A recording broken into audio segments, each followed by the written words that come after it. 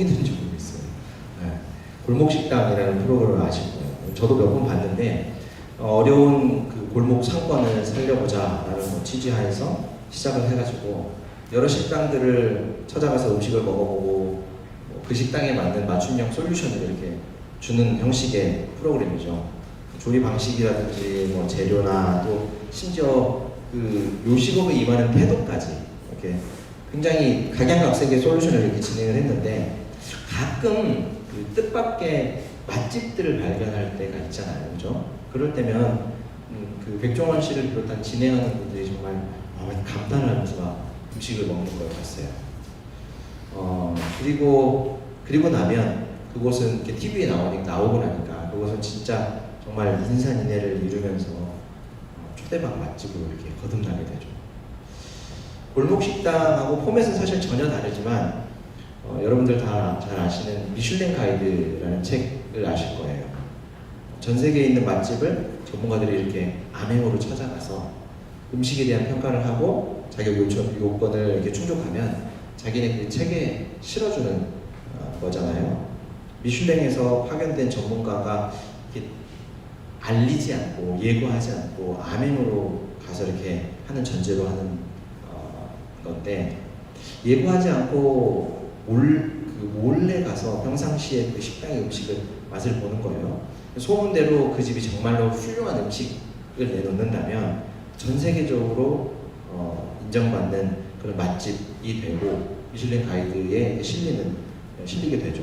근데 그러면 그 식당은 이전까지는 동네 혹은 그 자기네 나라 전국에서 이렇게 소문난 맛집이었을지는 모르지만 그 일이 있고 나면 전 세계적으로 유명한 맛집이 되잖아요. 오늘도 예수님께서는 어김없이 하나님의 나라를 가르치고 계셨습니다. 예수님께서 많은 사람들에게 하나님 나라와 복음을 가르치시고 예수님 자신이 하나님의 아들로서 예전부터 오래전부터 예언되었던 메시아의 일들을 행하셨어요. 그러자 삽시간에 예수님의 소문이 주변에 퍼지기 시작했죠. 우리가 살펴보는 그 말씀 몇 주째 예수님을 찾아온 사람들이 정말 많은 사람들이 찾아왔잖아요. 다 자기들의 소원을 아뢰기도 하고 자신들의 연약함을 치료해 주시기를 구하기도 하고 또 예수님의 가르침을 듣고 싶어서 배우고 싶어서 오는 사람들도 있고 굉장히 많았죠. 예수님의 가르침과 행하신 일들이 이렇게 유명세를 타자 이제는 갈릴리의 각 마을과 유대와 예루살렘에서 온 바리새인과 율법 교사들, 서기관이라고 되어 있는데 율법 교사들도 예수님의 가르침을 들으려고 왔다라고 오늘 본문에서 얘기합니다. 하지만 앞으로 계속해서 우리가 만나면서 알게 되겠지만 이 사람들 있죠. 바리새인들이나 서기관들이나 또 이제 후에 찾아오는 뭐 사두개파라든지 다른 사람들, 이 종교 지도자들은 사실 예수님에게 그다지 호의적인 태도를 가지고 있지는 않아요. 예수님의 정말 가르침이 어떠한지 열린 마음으로 와서 듣고 싶고 또 배우고 싶고 하는 그런 의도에서 찾아온 사람들은 절대로 아닙니다. 어찌됐든 예수님의 소문이 이제 보통 사람들 사이에서만 알려지지 않고요. 유대 종교 지도자들, 종교계의 고위층에도 파급력 있게 전해졌다라고 하는 것을 오늘 본문을 통해서 우리가 알 수가 있게 되죠. 자, 참고로 유대 종교계에는 말하자면 4가지 종파가 있었는데 오늘 우리가 보는 것처럼 바리새파가 있었고요. 그 다음에는 사두개파라는 사람들이 있었어요. 그리고 세 번째는 에세네파라는 사람들이 있었고 네 번째는 열심당, 이렇게 4종파가 있었는데 그 중에 바리새파는 사실 약간 분리주의자들이었었어요. 이스라엘 중에서도 자신들을 좀 독특하게 다른 사람들보다 좀 독특하게 여기는 그런 성향을 가진 평신도 신앙운동가들이었어요. 그렇게 표현하면 좋을 것 같아요. 자, 오늘 본문의 시작이 하루는 가르치실 때라는 말로 시작을 하는데 오늘 본문은 사실 그 복음서에도 보면 마태, 마가, 누가, 요한복음 이렇게 4가지 복음서가 있잖아요. 근데 몇 번 말했던 것처럼 마태복음, 마가복음, 누가복음은 그 예수님을 바라보는 관점이 비슷하다 그래서 공관복음이다 이렇게 얘기를 해요. 요한복음은 좀 따로 얘기해서 제4복음서 이렇게 얘기를 하고요. 오늘 우리가 살펴보는 이 본문이 마태복음 9장에도 있고 오늘 본문 누가복음 5장에도 있고 또 마가복음 2장에도 있어요. 그래서 이 세 가지 본문들을 이렇게 병행해서 잘 살펴보면 오늘 이 본문이 진행되고 있는 곳이 마가복음에서 얘기하는 것처럼 가버나움이다라고 하는 것을 알 수가 있어요. 그 안식일에 우리가 회당에 들어가셔서 예수님께서 가르치시고 하나님의 아들인 증거로 이적을 일으키셨던 그곳 가버나움이요. 가버나움의 한 집에서 가르치셨는데 굉장히 많은 사람들이 몰려와서 집 안뿐만 아니라 집 바깥에 문 앞에까지 서서 들어야 할 정도로 굉장히 많은 사람들이 다 찾아왔다 그래요. 그러니까 바깥에도 사람들이 있었다는 이 앞서 얘기했던 마가복음 2장 기록을 우리가 생각을 해보면 이게 보통 우리가 생각하는 그 일반적인 가정집은 아니었을 거라고 충분히 예상할 수가 있어요. 왜냐하면 그냥 일반적인 가정집들은 뭐 아파트는 뭐 말도 이때는 아파트가 없었을 테니까 그냥 일반 주택이었잖아요. 근데 일반 주택들은 창문이 있다 하더라도 안에서 예수님이 어떤 가르침을 주거나 무슨 얘기를 하면 어떤 일이 일어나면 바깥에서는 거의 들을 수도 없고 볼 수도 없잖아요. 근데 많은 사람들이 와서 지금 인산인해를 이루고 예수님의 이야기를 집 안에서도 듣고 바깥에서도 듣고 한다고 하는 것을 생각해 보면 이곳이 흔히 얘기하는 회랑이라고 하는 곳의 아마 형태였을 거라고 생각을 해요. 그게 어떤 거냐면 약간 그 층이 뭐라 그러지? 약간 이 지붕이 높고요. 지붕이 높고 그 우리가 흔히 생각하는 신전의 기둥들처럼 두꺼운 기둥들이 좀 이렇게 몇 개가 있어서 중간중간에 기둥과 기둥 사이에 이렇게 그 틈이 좀 있고 그래서 집 안이 보이는 그런 형식의 가옥이었을 거라고 생각을 해요. 말로 설명하니까 잘 모르겠네요. 그죠? 지금 잠깐 한 10초 드릴 테니까 회랑을 검색해 보세요. 검색해 보시고 이런 곳이구나 라고 생각하고 계속해서 검색하고 있으면 안 되고 덮고 내려놓으시고 저를 보시면 돼요. 자, 회당 아닙니다. 회랑. 아마 구글에서 찾으면 나올 거예요. 자, 그런 곳에서 지금 예수님이 지금 하나님 나라의 복음을 가르치시고 계셨어요. 찾았습니까? 네. 아시겠죠? 대충 그런 곳이에요. 그런 느낌. 네. 자, 예수님은 그런 장소에서 사람들과 만나셔서 하나님 나라를 가르치셨어요. 그곳에는 예수님을 만나고 싶은 사람들만 모였지만 특별하게 믿음을 가지고 예수님을 만나고자 했던 몇 사람이 있습니다. 오늘 본문에서 우리에게 소개해주는 5사람인데 이 5사람 중에 4사람은 한 사람의 친구예요. 물론 5사람이 다 친구지만 그렇게 소개가 돼요. 4사람은 한 사람의 친구이고 그 한 사람, 그 한 명은 들것에 실려있는 중풍병자예요. 누가는 우리가 지금 살펴보고 있는 이 누가복음의 저자인 누가는 이 중풍병자를 가리켜서 그냥 중풍병자라고 얘기하지 않고 마태나 마가는 중풍병자라고 써놨는데 누가는 다리가 마비된 사람이다라고 표현을 해놨어요. 원래 그러니까 우리말에는 그냥 중풍병자로 통일되어 있지만 원어를 보면 다리가 마비된 사람이다 이렇게 되어 있어요. 누가가 원래 의사였어요. 그래서 마태나 마가와는 조금 다르게 구체적으로 이 사람을 설명을 한 것으로 보입니다. 이 사람이 다리를 쓸 수가 없었는데 예수님의 소문을 들었어요. 많은 병자들을 치료해 주신다라는 소문을 들었겠죠. 바울은 믿음은 들으면서 난다 이런 얘기를 로마서 10장에서 해요. 그게 맞는 것 같아요. 이 사람은 예수님이 자신을 고칠 수 있다라는 믿음을 예수님의 소문을 듣고 알게 된 거죠. 믿음을 가지게 된 거죠. 그리고 예수님을 만나러 나왔어요. 그런데 너무 많은 사람들이 몰려 있어서 그랬는지 예수님을 좀처럼 볼 수가 없었죠. 예수님 가까이에 갈 수가 없었던 거예요. 자, 그래서 4명의 친구들은 다리가 마비된 자신의 친구를 도와야겠다라는 생각을 하고 고대 근동의 그 가옥들이 보통 2층 집들이었었어요. 대부분. 근데 지금처럼 2층 집이라고 하면 1층에 집이 있고 2층에도 집이 있는 그런 형태가 아니고 1층에 집이 있고 2층에는 옥상에서 옥상. 그냥 이렇게 평평한 옥상으로 되어 있습니다. 말하자면 1층 집이기는 한데 그 2층도 사용을 하니까 2층의 형태를 가진 그런 집이었었어요. 그 2층 집은 옥상은 흙이나 돌들을 이렇게 이겨가지고 좀 단단하게 다져놓은 그런 형식의 집이든지 아니면 벽돌이나 기와 같은 것들을 쌓아서 이렇게 지붕을 만드는 옥상 비슷한 그런 지붕을 만드는 집들이 고대 교동의 집들이었었어요. 그리고 그 옥상으로 올라가는 계단들이 대부분 집 이렇게 주변에 돌아가면서 요것도 그림을 그려보고 보여주거나 이렇게 하면 좋긴 한데 어찌됐든 그냥 상상합시다. 집 벽을 타고 이렇게 올라가는 계단이 있는 집들이었습니다. 보통 오늘 본문을 가리켜서 우리 옛날에 그 주일학교 다닐 때 그렇게 많이 배웠죠. 중풍병자의 친구들의 믿음이 대단했기 때문에 예수님께서 그들의 믿음을 기특히 여기셔서 고쳐주셨다.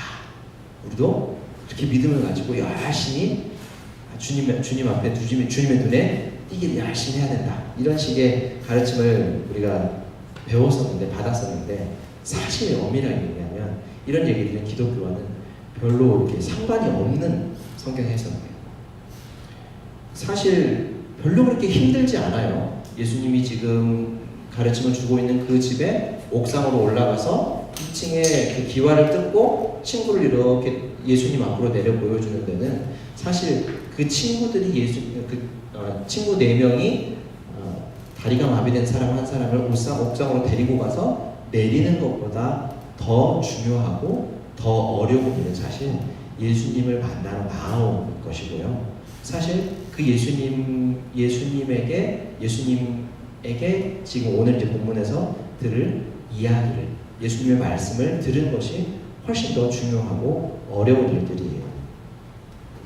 자, 이들은 예수님에 대한 확신을 가지고 있었고 예수님을 만나야 하겠다라고 하는 굳은 의지도 있었어요.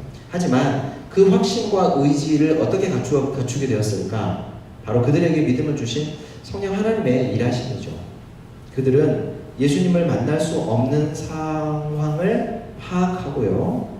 분명 계단을 통해서 2층으로 올라갔을 거예요. 그리고 방법은 하나, 지붕을 뜯고 기와를 뜯고 예수님이 있는 곳으로 이 친구를 내려보내지 않으면 사람들을 뚫고는 도저히 예수님을 만날 수 없는 상황이라는 것을 알고 있었어요. 근데 이것이 사람이 많아서이기도 하지만 우리가 지난주에 살펴봤던 것처럼 병에 걸린 사람들, 나을 수 없는 병에 걸린 사람들은 부정하다고 여겼기 때문에 사람들이 자신 주변에 오는 것을, 그러니까 병에 걸린 사람이나 장애가 있는 사람이나 이런 사람들이 자기 주변에 오는 것을 굉장히 극도로 싫어했었어요. 나도 부정하게 될까 봐요. 그러니까 어찌됐든 예수님을 만날 수 있는 방법은 이거 하나밖에 없었던 거죠. 자, 그래서 2층으로 올라갔고 2층에서 지붕을 뜯고 친구가 누워있는 그 침상, 들것 같은 거예요. 그것을 내려야겠다고 계획을 합니다. 방금도 얘기했었던 것처럼 당시에 고칠 수 없는 병에 걸린 사람들, 우리 지난주에는 나병, 한센병에 걸린 사람들, 한센병에 걸린 사람에 대해서 살펴봤었는데 그런 사람들에 대한 유대인들의 시각이 하나님께 천벌을 받은 부정한 사람이다라고 하는 것이었으니까 자신을 그렇게 인식할 사람들이 잔뜩 모여있는 곳에 사실 이 사람이 간다고 하는 것과 또 그것도 지금 2층에서 이 사람을 내려보내게 되면 방법은 하나밖에 없었죠. 사람들을 뚫고 갈 수도 없고 사람들 옆에도 갈 수 없으니까 친구들은 사실 이 아픈 친구가 예수님을 만날 수 있도록 해주는 방법은 지붕 위에서 내려주는 방법 하나밖에 없었지만 사실 거기까지 간다라고 하는 것과 또 그들이 그렇게 많은 사람들의 주목을 받는 상황을 연출하는 것도 예수님에 대한 믿음, 예수님께서 이 친구를 나를 치료해 줄 것이다 라고 하는 믿음이 없이는 사실 아주 불가능한 일이었었어요. 정말 이런 상황이 벌어지자 사람들은 아마 그 상황을 보면서 그러니까 예수님이 지금 하나님 나라의 복음을 가르쳐주고 또 이전에 있었던 이야기들도 해주고 성경에 있는 이야기들도 이렇게 가르쳐주고 있는데 갑자기 천장에서 사람이 내려오자 어떤 분위기였을까? 여러분 만약에 지금 이렇게 예배를 드리고 있는데 지금 요 가운데서 이렇게 갑자기 천장이 이렇게 뜯어지더니 누가 이렇게 내려온다고 와이어를 타고 내려온다고 생각해보세요. 여러분 어떨 것 같아요? 어떨 것 같아요? 어? 그냥 그런가 보다 할 것 같아요? 그러니까 인생에 여러 가지 우여곡절 많이 겪어가지고 놀라죠. 굉장히 놀라지 않겠어요? 어수선하지 않겠습니까? 분위기가 이게 뭔가 저 사람은 뭔가 하는 생각들. 근데 더더욱 내려오는 사람이 아마 가버나움 동네는 뭐 지금처럼 우리 서울처럼 막 인구가 1000만이고 뭐 이러지 않으니까 그 사람의 얼굴을 다 알 거란 말이죠. 대부분 가버나움에 있는 사람들은 동네에서 그것도 다리가 마비된 사람들이 뭐 몇백 명씩 되는 것이 아니고 몇 명만 있으니까 분명히 그 사람을 알고 있었을 거란 말이에요. 근데 그 사람이 지금 천장에서 내려오는 걸 보면서 아마 사람들이 놀라기도 했고 지금 이 상황이 무엇인가 놀라기도 했으면서 또 아마 예수님이 어떻게 하실지를 지켜보기도 했을 거예요.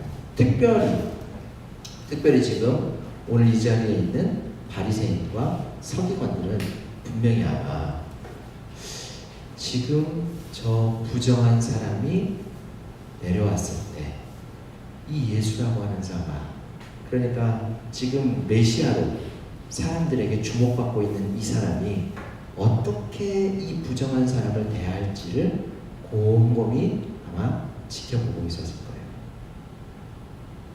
마치 그 설교 초두에 얘기했던 미슐랭의 그 전문가들처럼 메시아로 지목되고 있는 이 사람이 지금 우리가 생각하고 있는 그 전통과 정결과 부정한 어떤 규례나 이런 것들에 비추어서 이 사람은 어떻게 대할까?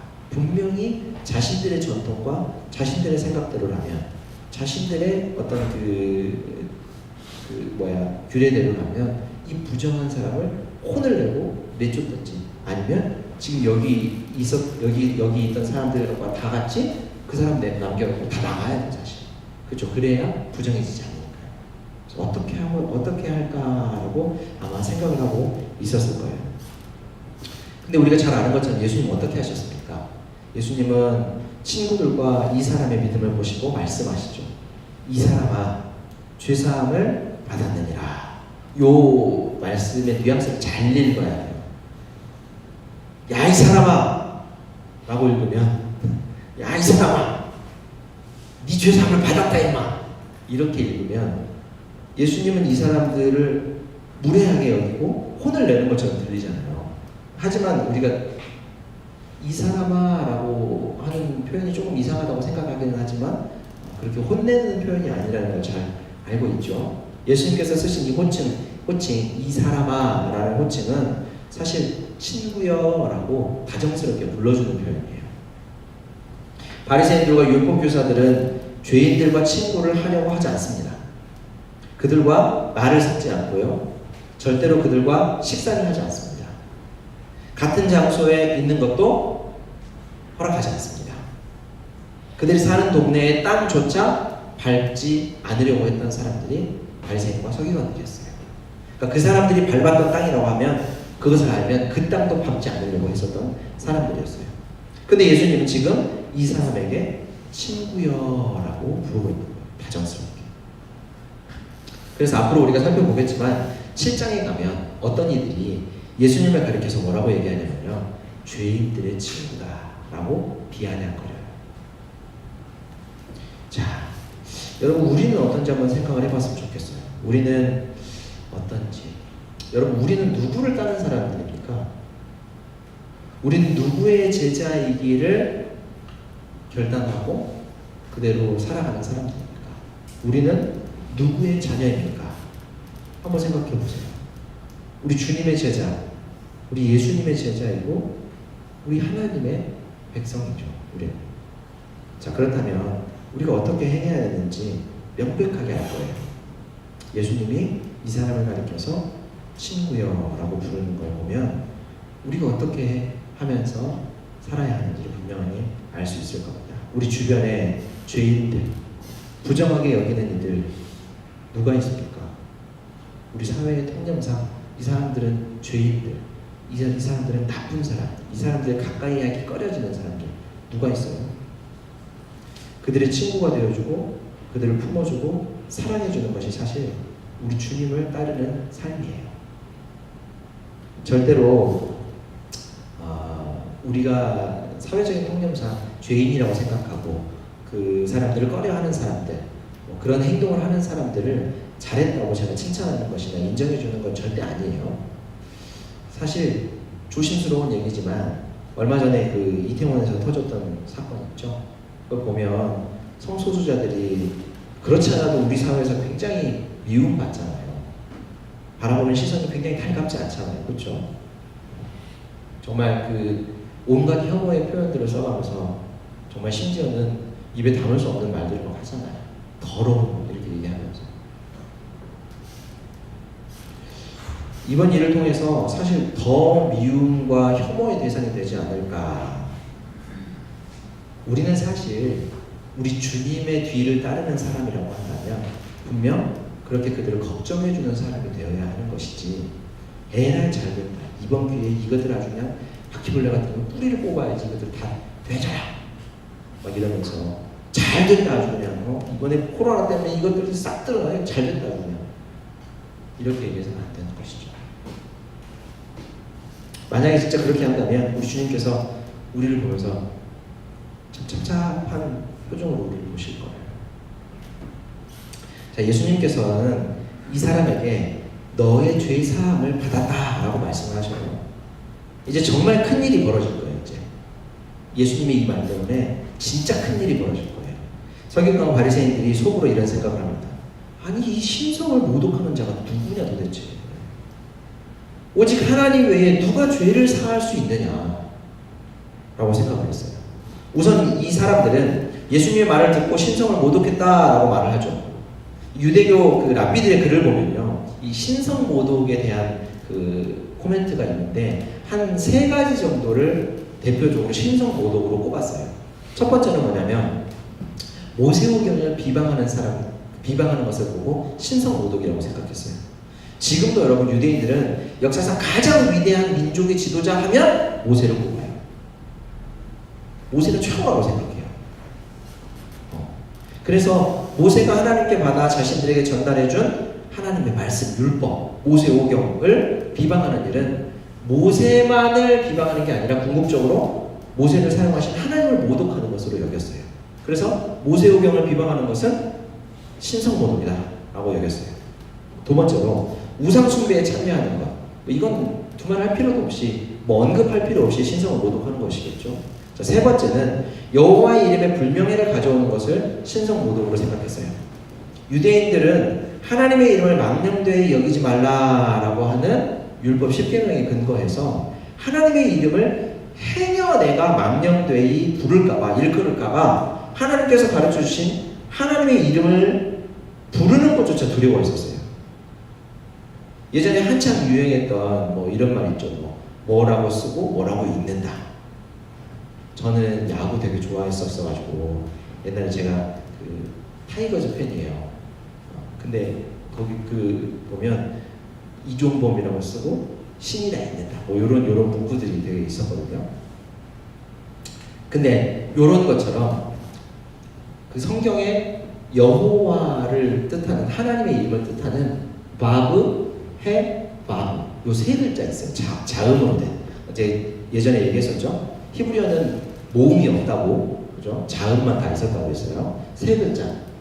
바브, 해, 바브. 요렇게 있는데 요 3글자를 보고 여호와라고 읽지 않고 혹시나 내가 그 하나님의 이름을 불렀다가 이렇게 입에다 언급했다가 망령되이 일컬을까봐 신성 모독을 할까봐 그거를 그대로 읽고 뭐라고 읽으냐면 아도나이 이렇게 읽었어요. 이 아도나이라는 말은 주님이라는 뜻이에요.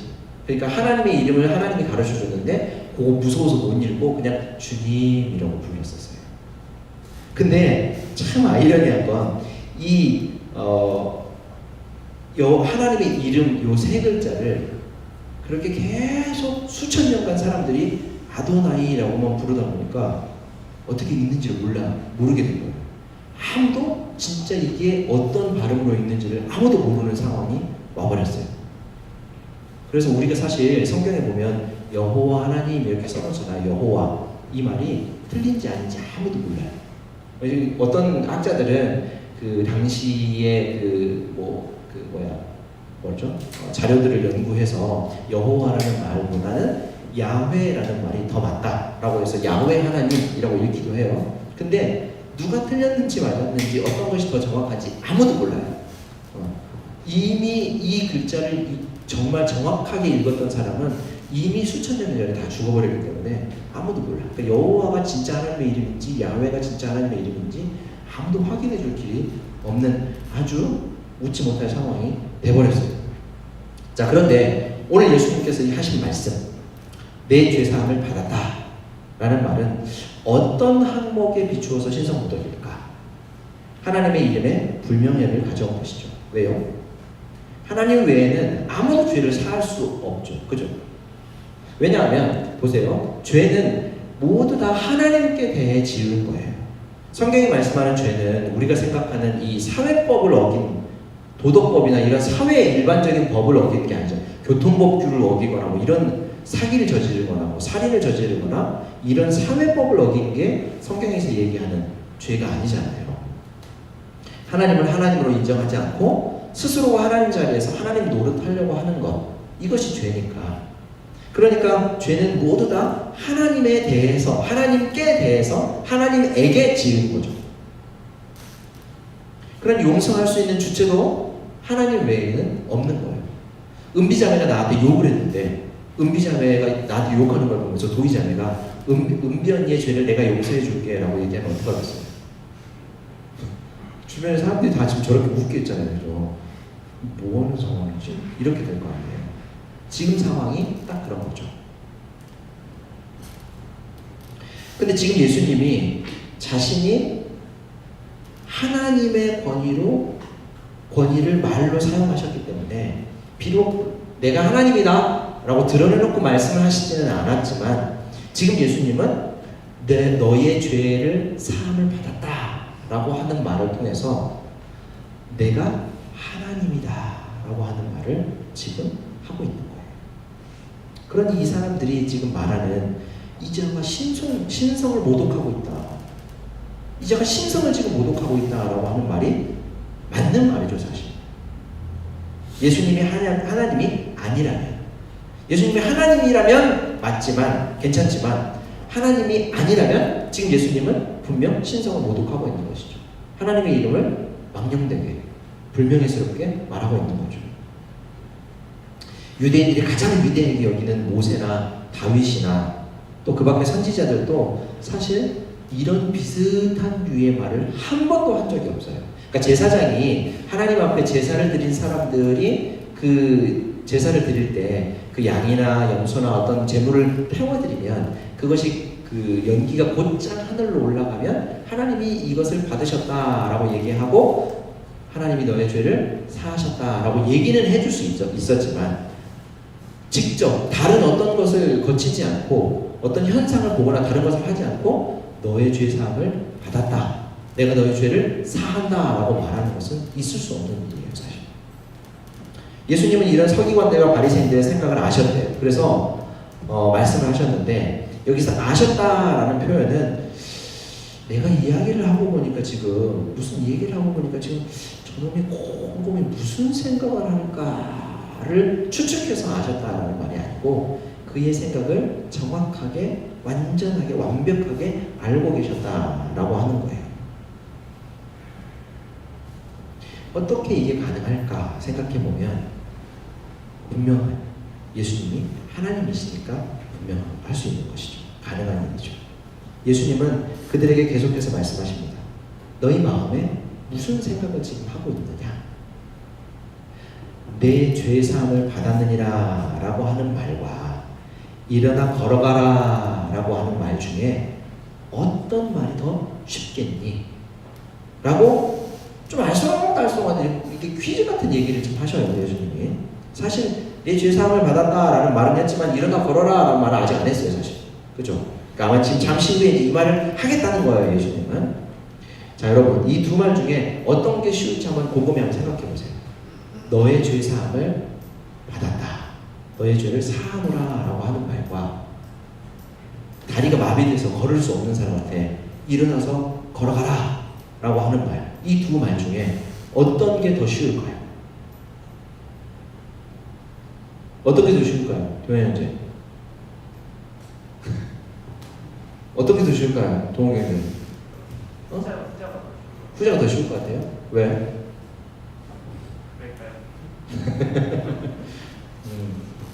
좀 알쏭달쏭해요. 왜냐하면 보세요. 사실 내 죄 사함을 받았다라는 말이 쉬운 말이에요. 왜냐하면 누구도 내 죄 사함을 받았다라고 하고 나면 진짜 이 사람 속에 있는 죄가 사해졌는지 안 사해졌는지, 없어졌는지 아직 여전히 있는지를 확인할 수 있는 길이 전혀 없어요. 그렇기 때문에 내 죄 사함을 받았다라고 하는 말이 훨씬 쉬운 말이에요. 근데 일어나서 걸어라라고 하면 우리 옛날에 그 박중훈 씨가 나왔던 할렐루야 그런 영화에서처럼 둘이 짜고 둘이 거짓말 사기를 치려고 형진이 형제한테 오늘 내가 100만 원 줄 테니까 목발치고 이렇게 잘 못 본 행세하고 와가지고 내가 안수해주면 막 여기서 돈 불리네. 내가 오늘 100만 원을 줄게. 뭐 이렇게 짜지 않고서야 진짜로 다리가 마비돼서 걸을 수 없는 사람한테 일어나 걸어가라 라고 말을 한다면 그 말을 어떻게 하겠어요? 그 말이 훨씬 어렵지 않겠어요? 그렇죠? 왜냐하면 결과가 직접 드러나야 그 말이 사기가 아니게 되잖아요. 근데 앞에 얘기했던 내 죄 사함을 받았느니라 라는 말은 사실 확인할 길이 없고, 일어나서 걸어서 가라 라고 하는 말은 즉시 그 결과가 드러나야 되잖아요. 그러니까 사실 전자가 훨씬 쉬운 말이죠. 네 죄 사함을 받았느니라. 그런데 겉으로 드러나는 결과를 봐서는 그런데 사실 먼저 얘기했던 내 죄 사함을 받았느니라 라고 하는 말도 결코 쉬운 말은 아니에요. 이 앞서서 설명했던 것처럼 유대사회의 사람들은 하나님이 아니면 죄 사함을 선포할 수 없다, 선언할 수 없다라고 믿고 있었던 사람들이잖아요. 그래서 만약에 이 사람이 하나님이 아닌데 하나님이 아닌 어떤 그 주체가 너의 죄 사함을 받았다, 너의 죄를 사하노라라고 얘기하면 분명히 신성모독죄에 해당하게 되는 거예요. 근데 여러분, 유대인들이 신성모독죄는 어떻게 처벌하냐면 사형시켰어요. 하나님의 이름을 모독했다라고 해서 이 율법에도 보면 돌로 쳐 죽여라 이렇게 나오거든요. 그래서 사형을 시켰어요. 그러니까 실제로 그 결과에 대해서 어떤 확인할 길이 없으니까 말은 하기 쉽지만 실제로 그것이 신성모독죄로 몰려서 이 사람이 사형을 당할 수 있기 때문에 일어나서 걸어러 가라 라고 하는 말을 했다가 만약에 그 마비된 사람이 걷지 못하고 그냥 가만히 멀뚱멀뚱 쳐다보면 뭐야 저거 사기꾼이네, 저거 사기꾼이네 라고 손가락질만 받을 뿐이지만 너의 죄 사함을 받았느니라 라고 얘기를 하면 신성모독죄로 몰려서 사형을 당할 수 있는 거니까 그 전후 좌우 이 문맥을 다 알고 있다고 한다면 절대로 너의 죄 사함을 받았느니라 라고 하는 말은 일어나 걸어가라 라고 하는 말보다 훨씬 하기가 어려운 말이죠. 자, 그런데 예수님께서는 어떻게 하셨어요? 이 두 말을 다 하셨어요. 자, 왜 그러셨을까? 24장 전반부를 한번 보세요. 오늘 읽었던 24장 전반부요. 그러나 인자가 땅에서 죄를 사하는 권세가 있는 줄을 너희로 알게 하리라. 인자가 땅에서 죄를 사하는 권세가 있는 줄을 너희로 알게 하리라. 예수님께서는 이 말을 통해서 자신이 죄를 사하는 권세를 가졌다라고 하는 것을 가르쳐주고 계신 거예요. 이 말에 이어서 예수님께서는 다리가 마비된 사람에게 내가 너에게 이르노니 일어나서 내 침상을 가지고 집으로 가라 이렇게 말씀하셔요. 우리가 보통 어떤 말을 할 때, 어떤 얘기를 할 때, 어떤 사람에게 어떤 사람을 설득하려고 할 때 확신이 좀 부족하거나 듣는 사람에게 좀 신뢰를 더 이렇게 좀 주기 위해서 어떤 방법을 택합니까? 권위 있는 사람의 말을 빌리고는 하죠. 가령 옛말에 이르기를, 혹은 공자 선생님 말씀하시기를, 아니면 뭐 뉴스에서도 그러잖아요. 뭐 서울대 무슨과 교수의 말을 한번 들어보겠습니다. 뭐 이런 얘기를 하잖아요. 그래서 진짜 권위 있는 사람의 말을 빌려서 하고는 해요. 근데 예수님은 지금 어떻게 얘기하시냐고요? 내가 너에게 말한다. 그러니까 예수님은 다른 어떤 이의 권위나 다른 어떤 이의 그 권위에 의지하지 않고 지금 예수님은 자기의 말을 하고 있는 거예요.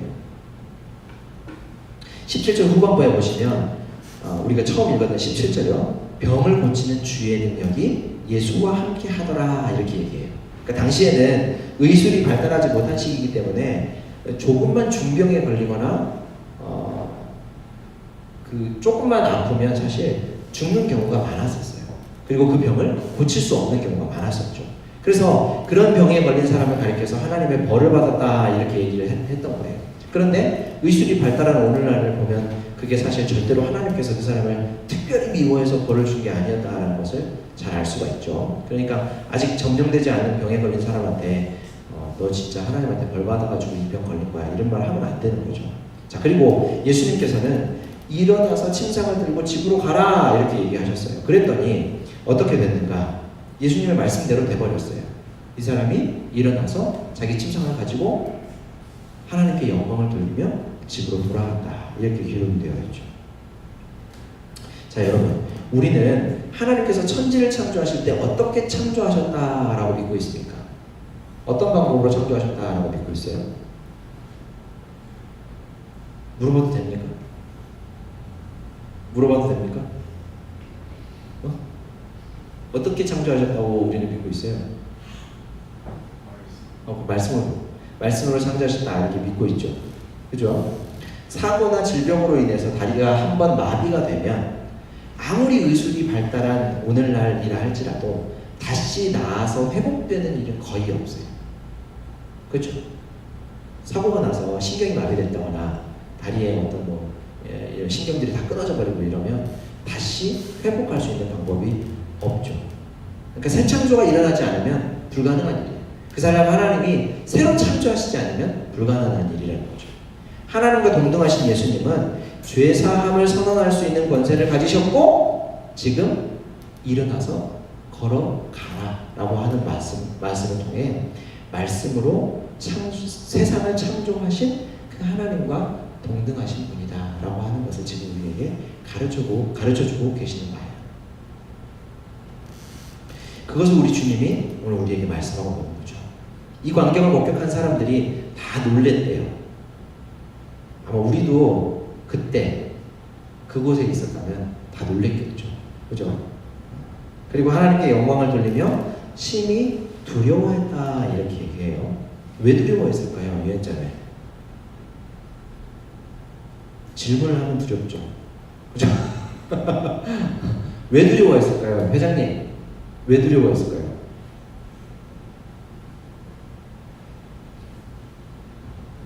우리가 계속해서 살펴봤었던 그 누가복음의 앞부분들을 보면 사가랴라든지 베드로라든지 마리아라든지 어떤 때 두려워했습니까? 하나님을 만났을 때, 하나님의 천사들을 만났을 때 두려워했었어요. 죄인들은 하나님을 대면할 때 언제나 두려워했었죠.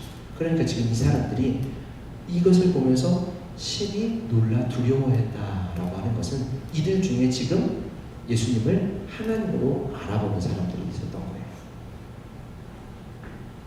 자, 사랑하는 여러분, 우리는 우리 주님을 어떻게 인식하고 있는지 한번 생각해 봤으면 좋겠어요. 우리 죄를 사하실 수 있는 하나님으로, 하나님의 권세를 가지신 분으로 인식하고 있는지, 아니면 우리의 소원을 들어주는 램프의 요정 정도로 예수님을, 우리 하나님을 인식하고 있는지, 병이나 사탄의 어떤 악한 억눌림 아래에 있는 사람들을 자유롭게 해주시는 약속대로 오신 그리스도로 우리 예수님을 인식하고 있는지, 아니면 병이나 고쳐주고 삶의 고달픈 문제나 해결해주는 해결사로 인식하고 있는지. 누가는 우리에게 오늘 본문을 통해 이런 질문을 던지고 있는 거예요. 당신은 이 예수를 어떤 분으로 인식하고 어떻게 대할 것인가? 당신의 죄를 사하러 오신 주님으로 모시고 따를 것인가? 아니면 당신의 소원을 이루어주는 하수인으로 대할 것인가? 우리 주님께서 행하시고 하신 말씀에 따라 살 것인가? 아니면 우리가 세운 전통과 내가 생각한 가치로 주님의 뜻까지도 재단하며 살 것인가? 이에 대한 대답을 우리의 삶의 순간순간을 통해, 그리고 우리가 주님 앞에 드리는 기도의 내용을 통해 할 수 있기를 바랍니다. 기도하겠습니다.